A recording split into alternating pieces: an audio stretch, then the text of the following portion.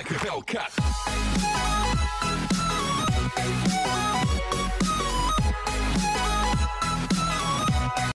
Friends, आज हम बात कर रहे हैं आईटीसी की। आईटीसी ने अपने क्वार्टर 3 के रिजल्ट की डेट डिक्लेयर कर दी है। साथ में उन्होंने ये भी घोषणा की कि वो डिविडेंड देने जा रहे हैं और कंपनी लगातार परफॉर्मेंस अच्छी दे रही है और इस बार रिजल्ट पॉजिटिव आने की पूरी संभावना है। और जिस तरह से कोविड-19 के दौरान कंपनी ने अपने एफएमसीजी सेक्टर को बहुत अच्छे से मैनेज किया है और जिस तरह से अपने कारोबार को बढ़ाया, बहुत सारे प्रोडक्ट नए लॉन्च किए हैं, उसकी वजह से लग रहा है कि इस बार रिजल्ट बहुत ही बेहतरीन आने वाला है। और इसी को लेकर हम एक पूरी डिटेल एनालिस करेंगे कि कंपनी कैसा रिजल्ट दिखा सकती है और कंपनी ने क्या क्या अचीवमेंट किया क्वार्टर 2 से क्वार्टर 3 के दरमियान। और साथ में एनालिस्टों की क्या राय है स्टॉक को लेकर, क्या बहुत बड़ी तेजी बन सकती है या फिर इसमें गिरावट की संभावना बन रही है। और किसी ने अभी तक अगर आईटीसी में इन्वेस्टमेंट नहीं किया है तो क्या इस लेवल पर एंट्री की जा सकती है और जिसको ज़्यादा प्रॉफिट मिल रहा है क्या प्रॉफिट बुक करके निकल जाना चाहिए। वो सारी की सारी स्ट्रेटेजी आपको इस वीडियो के माध्यम से समझ में आ जाएगी। लेकिन फ्रेंड, उससे पहले अगर आप पहली बार मेरे चैनल पे आए तो चैनल को सब्सक्राइब कर दीजिए, एक बेल आइकन दबा दीजिए ताकि जब भी नया वीडियो बनाऊं पहला नोटिफिकेशन आपको मिले। वीडियो पसंद आए तो लाइक शेयर जरूर कीजिए। चलो फ्रेंड्स, वीडियो स्टार्ट। हाई बनाई 238 की और फिर ये लो में चला गया 227 के और एंड में जो क्लोजिंग दिया वो है 233.75 पर, करीब 1.65% अप पर क्लोजिंग दी है, यानी पॉजिटिव क्लोजिंग है। लेकिन बहुत ही शानदार वॉल्यूम हुआ है और बहुत ही शानदार ट्रेडिंग हुई है फ्राइडे के दिन। इसके वॉल्यूम को भी एक बार देखेंगे कितना शानदार तरीके से इसका वॉल्यूम बढ़ चुका है। अगर एक महीने पहले अगर वॉल्यूम देखेंगे आईटीसी का तो 5 करोड़ का था। 1 वीक पहले इसका वॉल्यूम 8 करोड़ का था और थर्सडे को इसका वॉल्यूम था 11 करोड़ का और फ्राइडे को इसका वॉल्यूम हुआ है 13 करोड़ का। यानी पिछले एक महीने से लगातार इसका वॉल्यूम बढ़ रहा है और इससे एक बात समझ में आ रही है कि लोगों का इंटरेस्ट जाग रहा है आईटीसी पे और भरोसा बहुत ज़्यादा बढ़ रहा है आईटीसी पे, क्योंकि स्टॉक ही बहुत ही ज़्यादा मजबूत है और दूसरी सभी कंपनियों से ये हट के कंपनी है। फ्रेंड्स, आईटीसी के स्टॉक में लगातार 5 दिन से तेजी जारी है। फ्राइडे को स्टॉक 4% अप पर चला गया और 239 पर करीब 52 वीक की नई फ्रेश हाई बना दी इसने।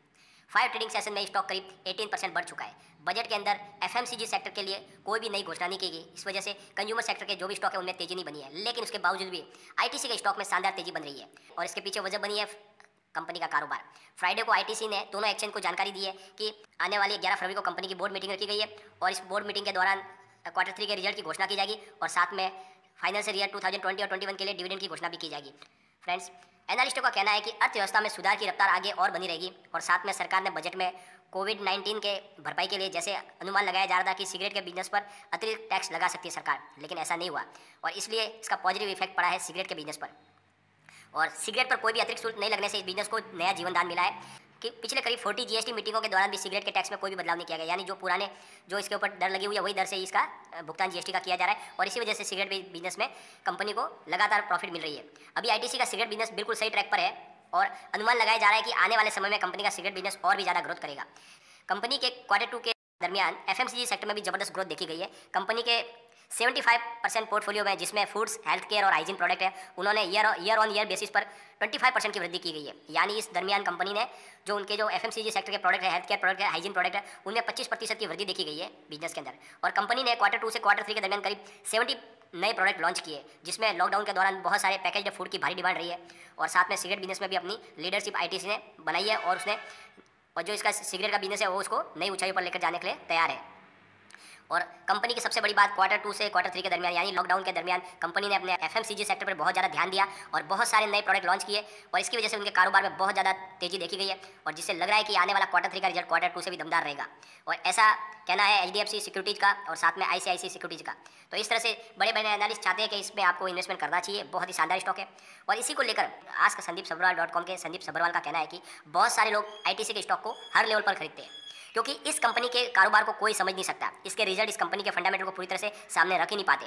इसलिए सबको यही लगता है ये कंपनी दूसरों से बिल्कुल अलग है और इसका कारोबार जिसमें एफएमसीजी सेक्टर का बिजनेस भी है, एग्रीकल्चर बिजनेस है, साथ में डेयरी प्रोडक्ट के बिजनेस है और सिगरेट का बिजनेस है। तो इस तरह से डाइवर्सिफाई जो बिजनेस कंपनी करती है उसकी वजह से कंपनी की मजबूती कोई समझ नहीं पा रहा है और सबको यही लग रहा है कि इसकी प्राइस बहुत ज़्यादा कम है और इसमें बहुत ज़्यादा बढ़त की संभावना है।